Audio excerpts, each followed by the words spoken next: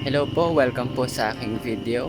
Sa video na to ay papakita ko po sa inyo yung buhay ng isang aplikante. Pero ngayon po ako po ay pupunta sa isang job interview. At ngayon po ako po ay maglalakad papunta sa sakayan ng bus dahil po magbabiyahe pa po ako simula dito sa Quezon papuntang Laguna. At aabutin po yung biyahe ko ng halos 3 hours kung walang traffic. At ganun po na ang appointment ko po sa job interview ay 8 a.m. At kailangan po ay mas maagap-agap ako ng konti. At sa gantong oras naman po, alam ko naman po ako ay aabot. At ngayon po, sasakay muna ako ng bus. At maya-maya po papakita ko po sa inyo yung experiences ko pa sa pag-apply ng trabaho.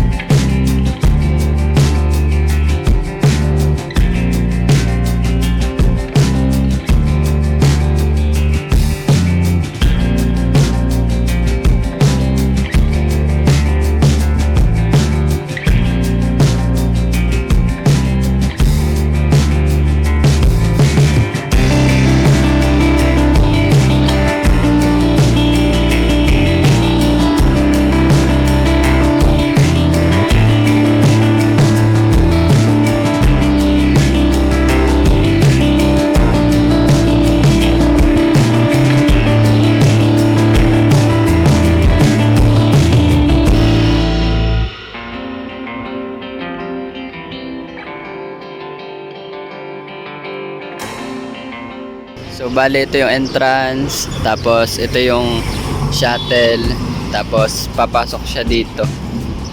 Ayan. So ayun, pupunta na ako. Sasakay na ako sa shuttle.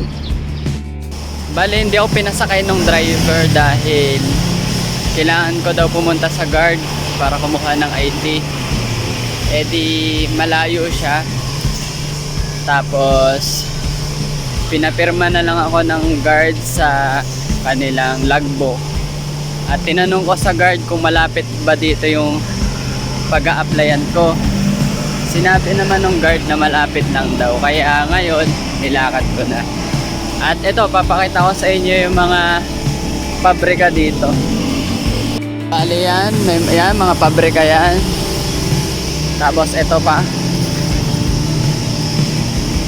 Hindi ko mahanap yung hindi ko alam yung aking pupuntahan.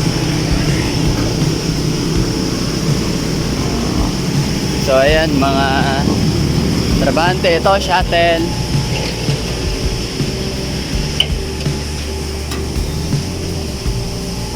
Tinanong ko sa guard yung pag-applyan ko, kaso medyo hindi niya maayos na ituro. Sabi kakaliwa lang daw. So kung napapansin niyo yung suot ko ay kulay white at saka nakapantalon ako. Nakapantalon ako at saka nakasapatos dahil ito yung ni-required na susuotin. Pero hindi naman lahat ng kumpanya na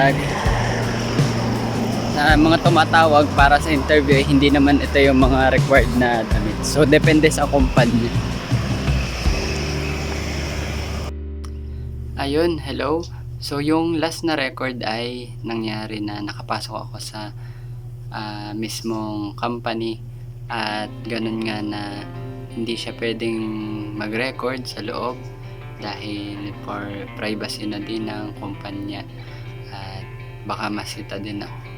At budget din yun as an applicant. At ang nangyari kanina ay inorient kami ng HR kung ano yung company, ano in-introduce at ano yung mga company rules, at nagkaroon din ng mga written exam, at ganun din na in-explain din kung ano yung mga benefits ng companies.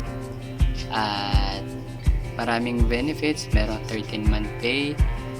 At yung 13-month pay, may mga company kasi na nabibilang yung 13-month pay depende sa pinasok mo lang. So kung absent ka, hindi siya counted. Doon sa company na in-applyan ko, kahit absent ka, counted siya. At ganun din na merong 14-month pay. At meron ding allowance na 2,000. At ayun, marami pang benefits siya. So yun, at maganda ang trabaho doon. At kasamaang palad lang ay hindi ako qualified dun sa trabaho sa kadahilan ng nag-require ako na or nag-request ako na kung pwede ay walang work ng Sunday or day off ay Sunday, pero hindi daw sila pwede ng ganun na schedule at dahil na shifting siya. At sa kasamaang palad ay nag-request na lang din ako na sige ma'am, kung pwede hindi ko po ituloy yung application. At ayun, maayos naman yung pag-uusap. At ganun nga na natutunan ko lang din ay hindi naman ako na-disappoint. At akala ko lang din ay kasi sinearch ko din siya sa Google. So bago kasi ako mag-apply ay priority ko na ang day off ay Sunday dahil sa religious matter. At yun nga na hindi pumayag yung HR. At tinitingnan ko kasi muna sa Google yung schedule ng isang company at nakita ko isang day. So akala ko ay ganun nga yung schedule nila.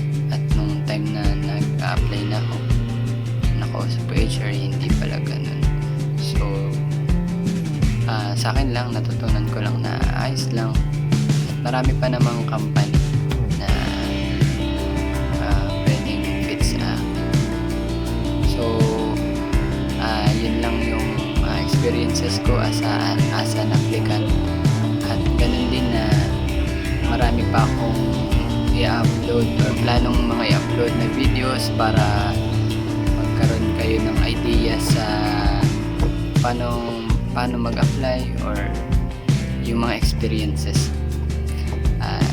Yun lang. So bye bye.